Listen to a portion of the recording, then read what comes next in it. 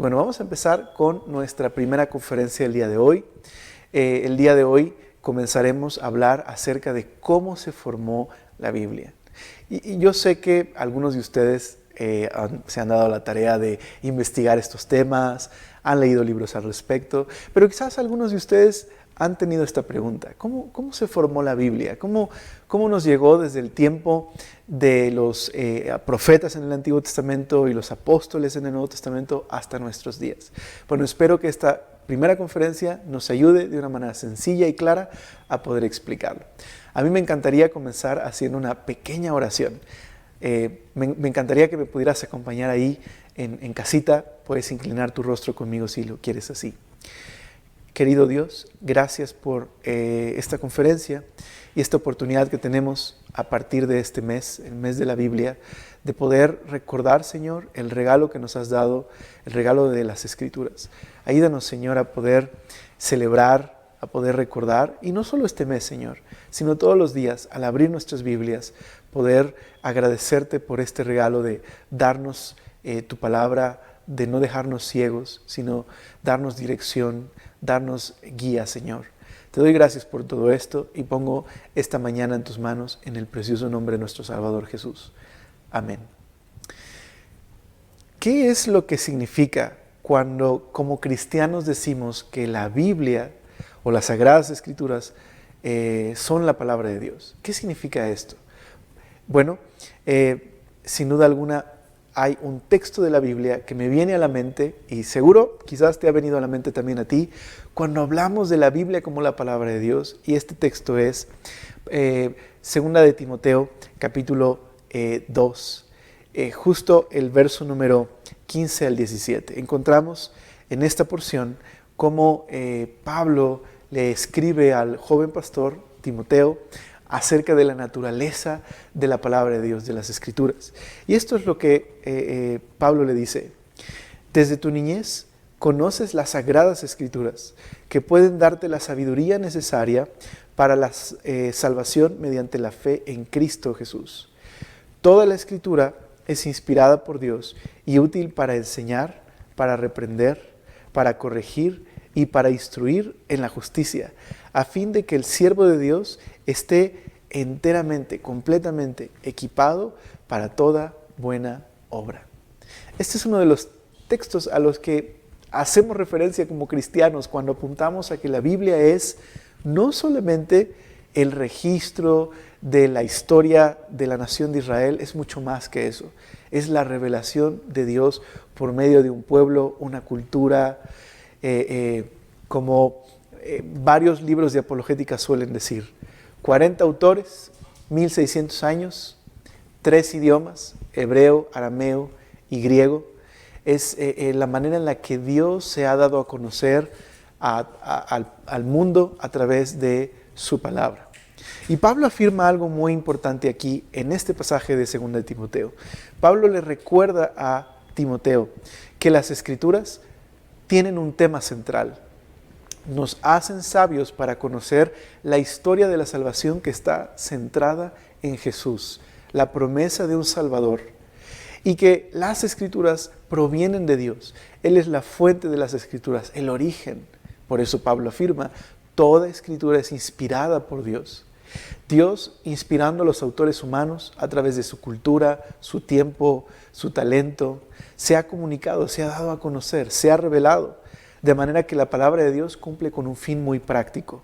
Y esto es instruir a los creyentes para poder amar y servir a Dios. Eso es lo que queremos decir cuando afirmamos que la Biblia es la palabra de Dios. Pero, ¿cuál es la historia de la formación de la Biblia? ¿Cómo nos llegó hasta el día de hoy? Bueno, antes de eso, quisiera leerte lo que un erudito del Nuevo Testamento, Tim Mackie, que tiene una serie de recursos impresionantes en internet. Uno de sus canales es el canal de Bible Project, y él dice esto acerca de la Biblia. La Biblia es una colección de libros que se formaron a partir de la historia de Israel, pero que su origen es Dios, quien inspiró y guió a los autores humanos a través de su carácter y cultura, que narra una historia unificada sobre la salvación de Dios por medio de Jesús. Y toca temas tales como quiénes somos, cómo se formó el mundo, por qué existe el sufrimiento y que tiene un fin práctico, equipar a los creyentes para amar a Dios y a su prójimo. Creo que es una excelente definición de lo que significa para los cristianos el decir que la Biblia es la palabra de Dios. Bueno, y eso es lo que vamos en cierta manera a explorar el día de hoy, cómo es que la Biblia nos ya ha llegado hasta el día de hoy. Así que, ¿por dónde comenzar? Pues por el principio, ¿verdad? El Antiguo Testamento. ¿Cómo es que se formó el Antiguo Testamento? Así que acompáñame ahí mientras estás siguiendo la enseñanza, estás mirando las diapositivas, vamos a explorar este tema. ¿Cómo se formó el Antiguo Testamento? Bueno, como les decía hace un ratito atrás, 40 autores, 1600 años, 3 idiomas diferentes, hebreo en su mayoría, el Antiguo Testamento, partes en arameo, y todo el Nuevo Testamento en griego. Muchos de estos autores, los que conocemos como los profetas del Antiguo Testamento, ellos escribieron la historia de Israel desde el punto de vista de Dios. Y alrededor de un periodo largo de tiempo se fue escribiendo desde el Pentateuco hasta el último de los profetas, Malaquías. Así que durante ese periodo de varios cientos de años se fue acumulando las escrituras del Antiguo Testamento, pero fue alrededor del periodo conocido como el periodo del Segundo Templo, el periodo que también conocemos como el periodo intertestamentario. Alrededor de ese periodo, a partir del exilio, es donde los discípulos de los profetas, una serie de eruditos bíblicos, le dieron la forma final a la estructura del canon hebreo. Tomaron todos esos escritos que se escribieron a lo largo de este periodo que abarca la historia de Israel y los compilaron y formaron la estructura del canon hebreo. Así que, bueno, aquí en la diapositiva lo que estás viendo, en la fotografía que tengo aquí, es una serie de rollos que sobrevivieron a la época del Holocausto. Muchos de estos rollos están fechados más o menos desde el siglo XV hasta el siglo XIX. Son una riqueza y bueno, es un ejemplo de las muchas cosas que a través de la arqueología hemos podido descubrir o se ha preservado a lo largo del tiempo. Bueno, así que este grupo de eruditos, estos discípulos de los profetas, alrededor de este periodo, juntan todos estos escritos y se forma la estructura del canon hebreo. Pero también durante este periodo, el periodo del Segundo Templo, tienes todos estos escritos reconocidos por el pueblo de Israel como las Sagradas Escrituras, la palabra de Dios, el mensaje de los profetas. Pero también es un tiempo donde se generaron otra serie de escritos que podríamos decir no de inspiración divina, sino de inspiración bíblica. Es decir, una serie de autores que escribieron en este periodo del Segundo Templo y que muchos de sus libros podríamos ponerlo en la misma categoría que, por ejemplo, el día de hoy, al entrar a una librería cristiana, encontrarías una serie de libros no de inspiración divina, pero sí de inspiración bíblica.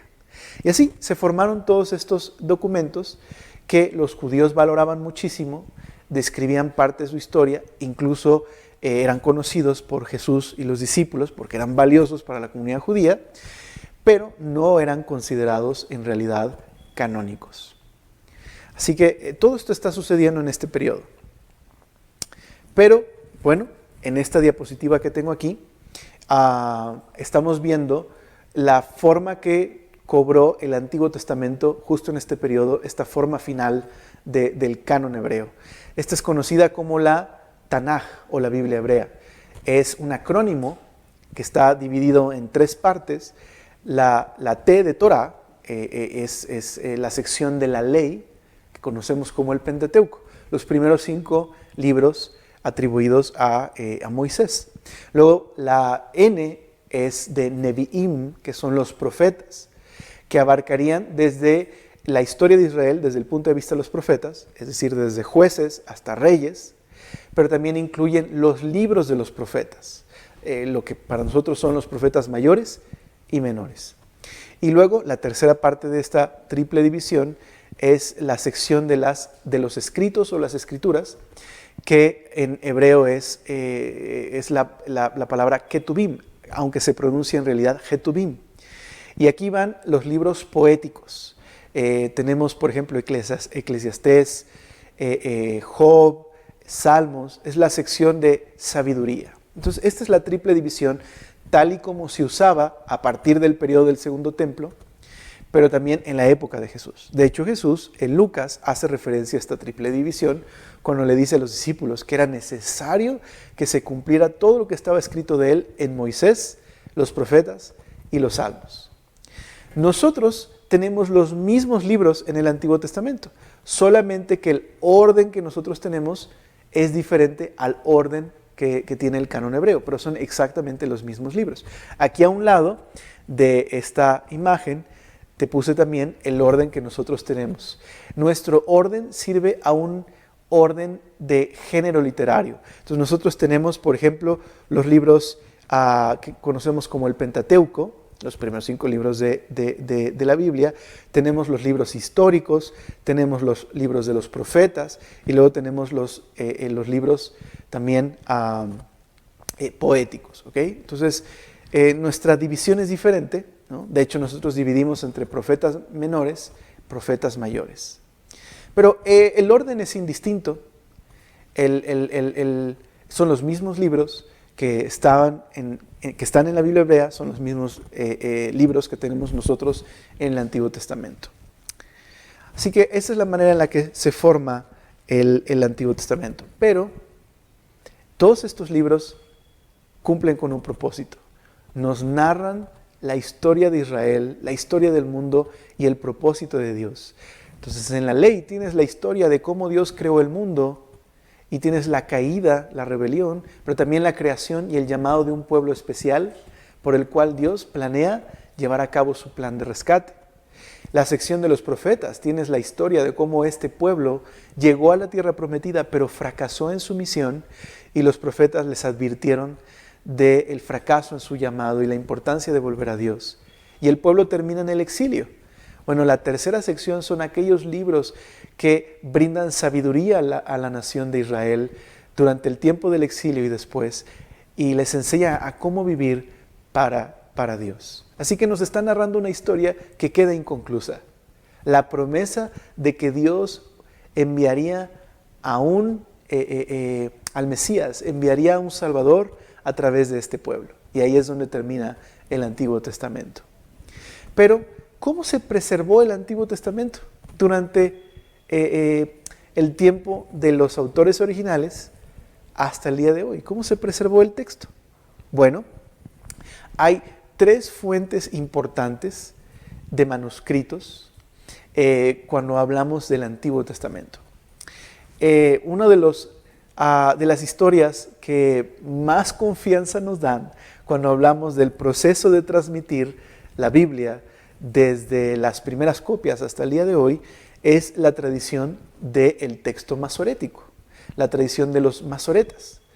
Los masoretas fueron un grupo de judíos que se dedicaron a preservar el texto, a copiar el texto y a transmitirlo, y que son muy famosos por la manera tan meticulosa en la que lo hacían. Entonces, déjame platicarte un poquito qué es lo que hacían los masoretas. Lo que hacían era tomaban una copia, una porción. El primer escriba contaba todas las palabras, todas las letras. Ya que tenía el número de letras, el siguiente proceso era el transcribir, el hacer la copia.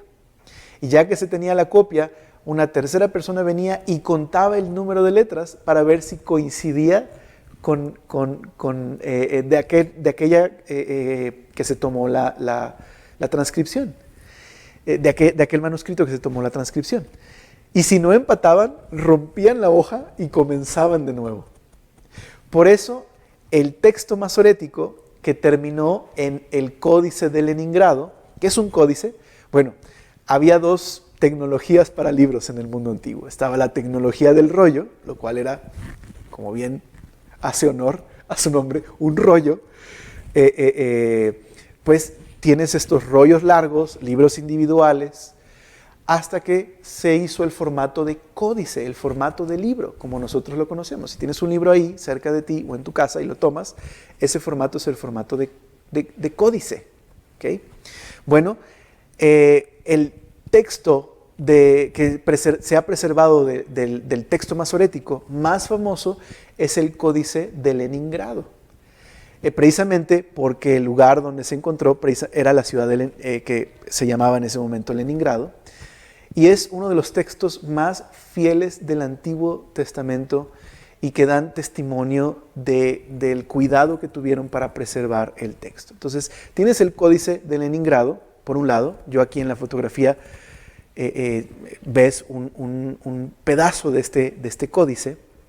De hecho, el Códice de Leningrado terminó en lo que se conoce como la Sturgartiense, que es la fuente de donde se copia la mayoría de traducciones del Antiguo Testamento. Luego tenemos los manuscritos de la Septuaginta, otro testimonio fiel del Antiguo Testamento. Y este testigo de la Septuaginta, pues en realidad no es un solo libro o rollo o manuscrito, sino una serie de manuscritos que comenzaron su proceso de copiado y traducción a partir de la Alejandría Ptolemaica. Es decir, cuando Alejandro Magno busca helenizar el mundo y luego se parte su imperio en sus diádocos, ¿no? sus generales, y bueno, queda la parte griega de Siria, ¿no? Los Seleucidas son los que se encargan de gobernar, la dinastía de los Seleucidas se encargan de gobernar esa sección, ¿no? Y Egipto queda bajo la dinastía de los Ptolomeos. Y bueno, Ptolomeo Filadelfo es probablemente el rey que auspició y mandó a que se hiciera la primera versión de la Septuaginta. Entonces, al principio, la Septuaginta en realidad solo era una referencia al Pentateuco, pero más adelante, a través de los años, se fueron traduciendo los demás libros. Ahora, ¿por qué es importante la Septuaginta?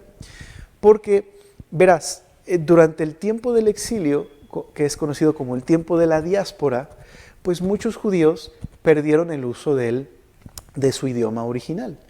Y pues el idioma al que se acomodaron fue al griego. Y vivían pues fuera de Palestina. De hecho, la comunidad judía más grande de la diáspora era la comunidad judía de Alejandría.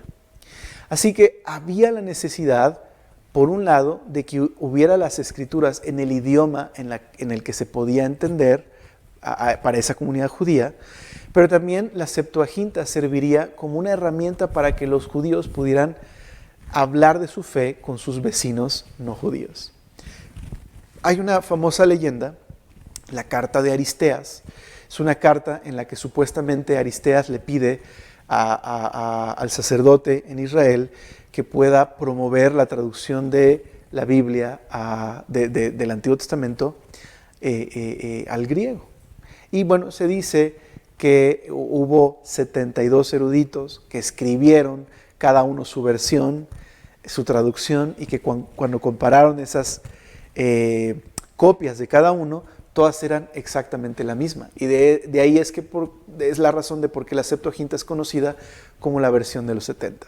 Ahora, probablemente esto es en realidad más una leyenda, porque como les decía, la Septuaginta no se tradujo toda la Biblia, primero se tradujo el Pentateuco, y con el tiempo se fueron añadiendo más libros. De hecho, es probable que el último libro que se tradujo al griego se tradujera en la época de Jesús. Así que la Septuaginta es un conjunto de manuscritos que son una traducción del hebreo al griego. Ahora, ¿por qué es importante? Porque cuando comparas el texto masorético, que es el que se ha preservado, por ejemplo, el Códice de Leningrado, pues es de más o menos como el año 1000 después de Cristo.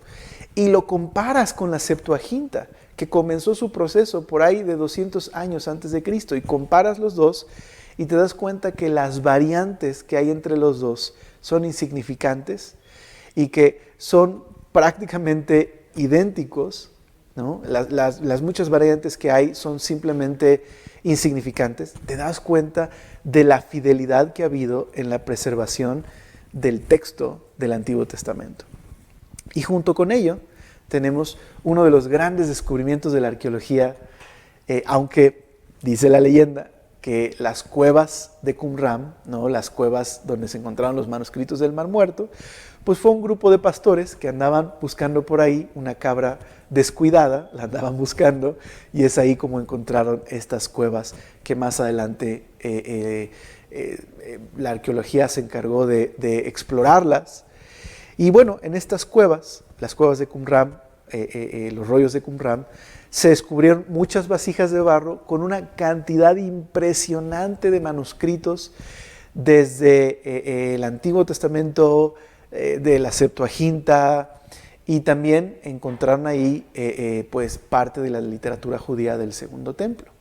Entonces, al comparar el testimonio de los manuscritos del Mar Muerto con la Septuaginta, con el texto masorético, y encontrar una unidad impresionante entre ellos, sabemos con confianza que se ha transmitido el texto del Antiguo Testamento hasta el día de hoy de manera fiel. Son 3 testigos importantes de la transmisión textual del Antiguo Testamento. Bueno, eso es acerca del Antiguo Testamento, pero ¿y el Nuevo Testamento? ¿Cómo es que nos llegó el Nuevo Testamento hasta el día de hoy? ¿Cómo se formó? Bueno, la historia es un poquito más complicada que la del Antiguo Testamento, pero también muy valiosa y muy interesante. Bueno, cuando hablamos del Nuevo Testamento, quiero recordarte algo. ¿Te acuerdas que te dije que el Antiguo Testamento queda inconclusa la historia? Queda inconclusa porque termina con la esperanza de que Dios va a restaurar a Israel y de que Dios va a cumplir su promesa de restaurar al mundo a través de Israel, especialmente a través del Mesías. Así que pasa un tiempo que conocemos como el periodo intertestamentario. Hay una especie de silencio en ese periodo, en el sentido de que no hay profetas en ese tiempo. Y llegamos al Nuevo Testamento y aparece Juan el Bautista y luego Jesús diciendo que el reino de Dios ha llegado y se está manifestando en ese momento entre ellos. Así que el Nuevo Testamento clama ser la continuación de la historia del Antiguo Testamento.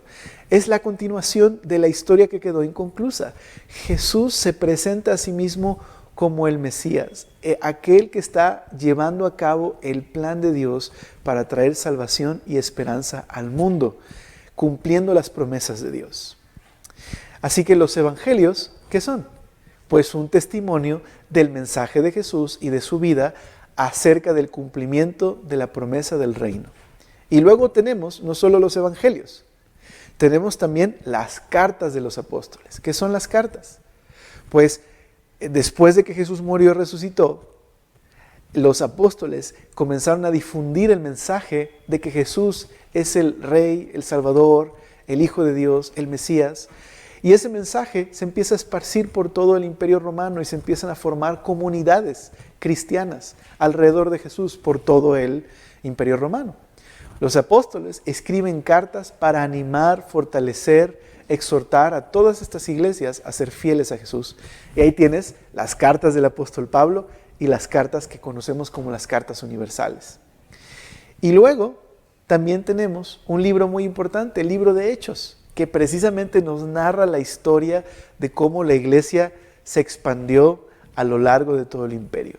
Y tenemos también el Apocalipsis, un libro que describe, un libro de profecía, el único libro de profecía que tenemos, o de literatura apocalíptica en el Nuevo Testamento, muy similar, por ejemplo, a Daniel o a otras secciones del Antiguo Testamento, y que narra, que expresa la promesa de que Dios cumplirá su promesa de traer cielos nuevos y tierra nueva.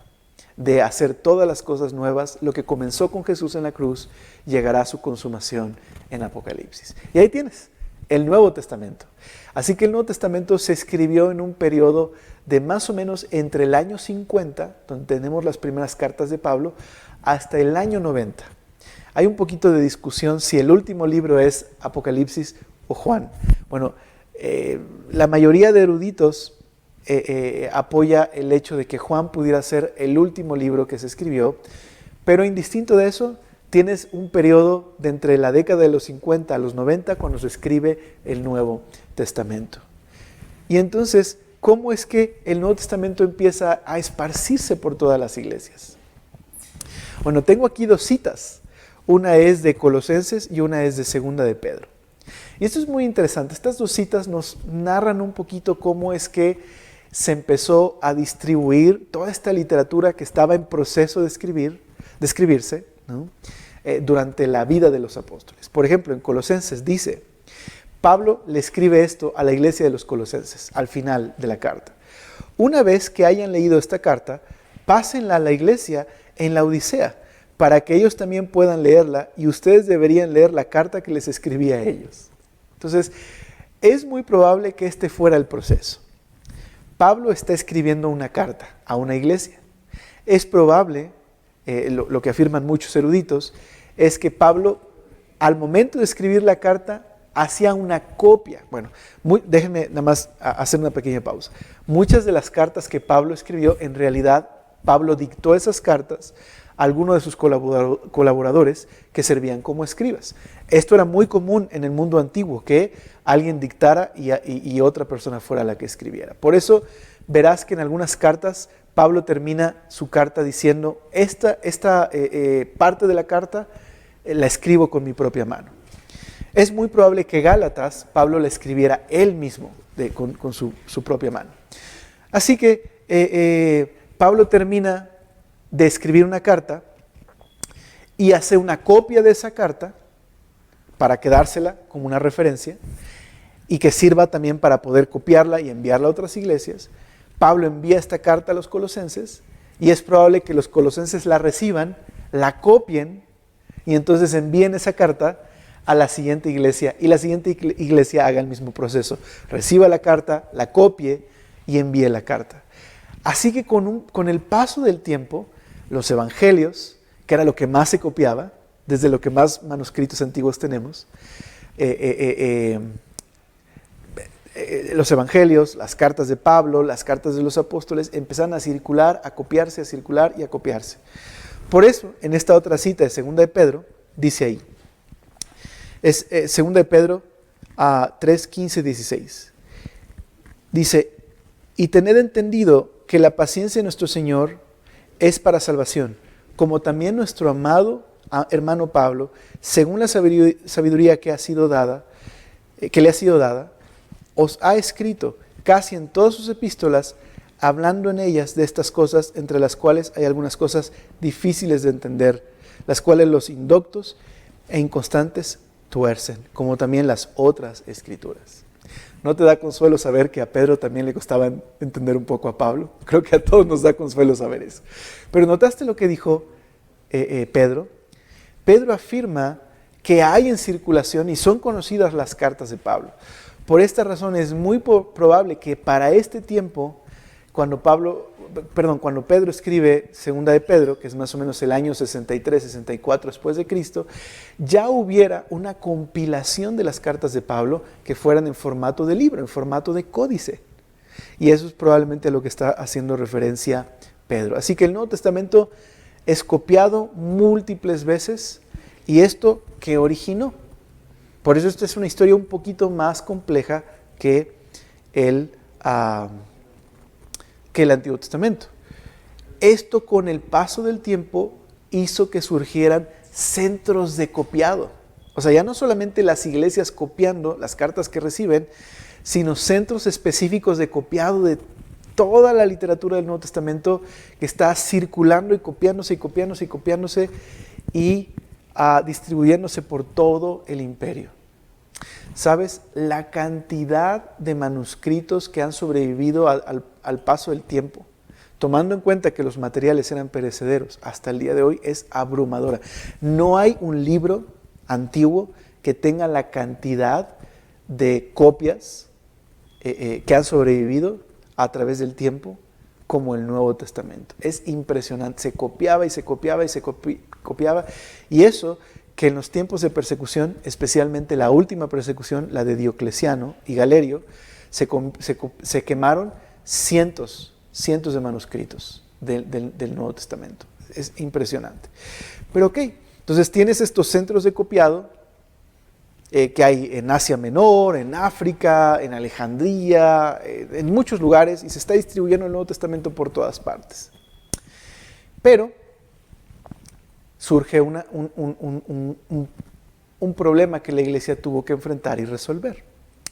Surge la necesidad de establecer un canon del Nuevo Testamento. Ahora déjeme explicar a qué me refiero con ello. A partir del segundo siglo, comenzaron a surgir algunas sectas, algunos herejes, como Marción o como la herejía del gnosticismo, que empezaron a decir que ellos tenían una revelación diferente de Jesús que la que los apóstoles y la iglesia poseía. Por ejemplo, Marción fue el primero en hacer una lista oficial de libros del Nuevo Testamento, en la que su antisemitismo lo llevó a eliminar casi todas las epístolas de los apóstoles, a conservar solamente las cartas de Pablo y a eliminar todas las citas del Antiguo Testamento que Pablo escribió en sus cartas. Él lo veía como una perversión, una tergiversación de los cristianos acerca del Nuevo Testamento. Así que Marción hizo todo esto y hizo su propio canon, por decirlo así. Y los gnósticos decían tener una revelación personal que nadie más conocía excepto ellos, un conocimiento secreto que Jesús les había revelado. Entonces los cristianos estuvieron en la necesidad de ayudar a la iglesia frente a todos estos maestros que clamaban tener un mensaje de Jesús diferente. Y por eso la iglesia tuvo la necesidad de definir un canon. Ahora, solo déjame decir algo. No es que los libros las cartas y los libros del Nuevo Testamento, como Hechos, se convirtieran en canon en el sentido de que la iglesia los reconociera como escritura hasta este momento. No es así. La iglesia ya los reconocía como sagradas escrituras, solo que no había habido una necesidad de hacer una lista oficial de libros hasta que existió esta dificultad. Entonces, el proceso del canon fue un proceso muy largo, de varios años, porque los cristianos en todas las iglesias esperaron a que toda la iglesia estuviera de acuerdo con el canon. Por eso el canon no fue una imposición de un concilio, no fue la imposición de una iglesia, sino que en realidad el proceso fue muy largo hasta que todos los creyentes estuvieran unidos en esta decisión. ¿Cuál fue uno de los criterios que esta iglesia, hablando de las iglesias, la iglesia cristiana, utilizó para definir los libros que estarían en el canon? Bueno, una cosa muy importante, tenía que ser escrito por un apóstol o por uno de los sucesores o discípulos de los apóstoles. Número 2, tenía que tener unidad con el testimonio apostólico. En pocas palabras, tenía que contar de manera que pudiera preservarse la diversidad y la unidad del testimonio de los apóstoles acerca de Jesús. ¿Qué libros cuentan la historia de Jesús y dan testimonio de su historia? Si Jesús es el cumplimiento de la historia del Antiguo Testamento, ¿qué libros dan un recuento fidedigno de la historia de Jesús? Ese era el criterio. Y esto era lo asombroso, que para los cristianos el canon no solamente era una lista cerrada de libros, aunque eso era, estos son los que son y no más, pero lo más importante del canon para los cristianos era la diversidad del testimonio. Mientras que los maestros gnósticos, cada quien decía tener su propia versión de Jesús y no estaban de acuerdo. Y Marción tenía su propio canon.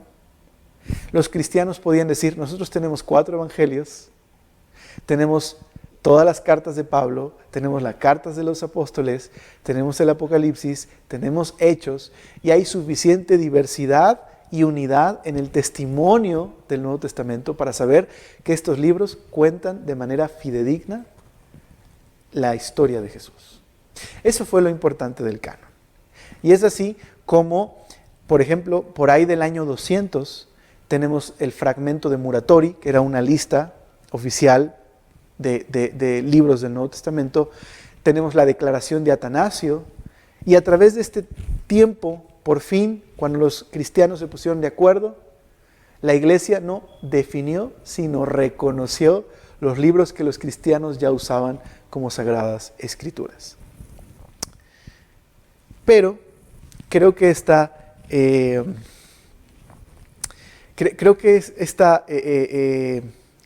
este resumen de Tim Mackie acerca del canon es muy útil. La Biblia no solo es un registro de eventos históricos, sino es la perspectiva de Dios sobre la historia del mundo e Israel. Esta historia es la historia, de la redención de Dios por medio de Jesús, y el canon es la lista oficial de libros que fielmente cuentan la historia de aquella redención y guían a la comunidad a vivir el mensaje de la Biblia. Entonces creo que esto es muy importante en nuestra definición de canon. ¿Qué es el canon? Son los libros que cuentan fielmente, dan testimonio de la historia de la redención. Ese es el canon. Tenemos el Antiguo y el Nuevo Testamento, que cada libro contribuye a esta historia y hay suficiente diversidad y unidad. Solo piénsalo por un momento, 40 autores, 1600 años, 3 idiomas, autores de todo tipo, ¿verdad? Tienes a un erudito como Pablo que domina bien el conocimiento bíblico, como tienes a un profeta que dice ser un hombre que solo se dedica a la ganadería, como lo es Amós, como tienes a un rey escribiendo proverbios, como tienes a David, el guerrero, componiendo salmos. ¿Me explico? De todo tipo de contextos.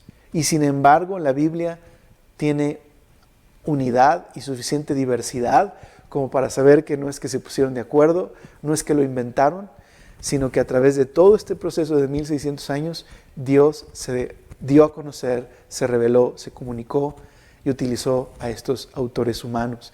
Y el canon del Antiguo y Nuevo Testamento nos dan testimonio de esa revelación. Pero hablando de la preservación del Nuevo Testamento hasta el día de hoy, ¿cómo nos ha llegado hasta el día de hoy? Bueno, ¿te acuerdas que te comentaba que había muchos centros de copiado? Pronto hubo centros de copiado en lugares como Roma, Asia Menor, Antioquía, Egipto, y la cantidad de copias que tenemos hasta el día de hoy del Nuevo Testamento es impresionante. Tan solo del Nuevo Testamento en griego tenemos alrededor de unas 5,700 copias. En latín tenemos unas 10,000 copias. En otros idiomas como el copto, el siriaco, tenemos muchas copias también. Así que en conjunto tenemos alrededor de 25,000 copias, que es un testimonio abrumador. Abrumador. Ahora, existen muchas variantes textuales entre todas estas copias. ¿Qué es una variante textual? Cuando comparas un manuscrito con otro manuscrito y hay un cambio en la redacción. A eso se le conoce como una variante. Ahora, lo que más te sorprendería es que el 90% de esas variantes solo es de naturaleza ortográfica, porque el griego es un idioma que puedes alterar el orden de las palabras y sigue diciendo lo mismo. O, por ejemplo, los nombres cambian a veces la manera en la que se escriben. Entonces, casi todas estas variantes son ortográficas. Por ejemplo, puede haber un manuscrito que diga Pablo, apóstol de Cristo Jesús, y otro manuscrito que diga Pablo, apóstol de Jesucristo. Así que es insignificante. El 10% que resta son variantes un poquito más significativas, pero que en ninguna manera alteran alguna doctrina de la Biblia, y que hay una razón que les voy a platicar en la siguiente conferencia de por qué es que surgieron estas variantes a lo largo de los siglos en los diferentes manuscritos. Así que para el cuarto siglo tenemos muchísimos manuscritos y tenemos que hasta el día de hoy nos han sobrevivido algunos códices, es decir, ¿recuerdas? El compendio de las cartas del Nuevo Testamento en formato de libro. Y tenemos muchísimos códices, pero los tres, yo te los puse aquí en la diapositiva en negritas. Tenemos tres que son los más famosos y todos ellos prácticamente son del siglo IV. Tenemos el código sinaítico, tenemos el código del Vaticano, códice del Vaticano, códice sinaítico o códice de Sinaí, y tenemos el códice alejandrino. Estos tres tienen todo el Nuevo Testamento completo, la mayoría del Antiguo Testamento, y son los tres códices más importantes de los cuales se traduce o de los cuales se compara para hacer traducciones de la Biblia, de los idiomas originales a otros idiomas. Entonces tienes estos códices, más todos los manuscritos, y tienes una cantidad de material que nos permite poder restaurar la redacción original, es decir, saber qué es lo que los apóstoles escribieron y transmitieron a través de los siglos. Así que esa es la manera en la que se preservó el Nuevo Testamento. Bueno, espero que esta primera conferencia haya sido útil para ti. Yo solo quisiera hacerte una pequeña invitación a reflexionar en lo siguiente. Ok, tenemos esta gran historia de cómo se formó la Biblia. Yo quisiera invitarte a lo siguiente. El día de hoy es impresionante la cantidad de recursos que tenemos para leer nuestra Biblia. Tenemos aplicaciones, tenemos páginas en internet, tenemos librerías que distribuyen diferentes versiones de la Biblia. Yo te animo a que puedas valorar y agradecer a Dios cómo Él nos ha preservado su palabra hasta el día de hoy. No solamente darle gracias por el hecho de que se dio a conocer y se reveló a los autores bíblicos, sino que Dios, a través del proceso de la historia, Dios nos ha preservado su palabra hasta el día de hoy y ha utilizado muchos hombres a lo largo de la historia para que el texto nos llegara de manera fiel hasta nosotros. Yo te invito a que puedas darle gracias a Dios por eso.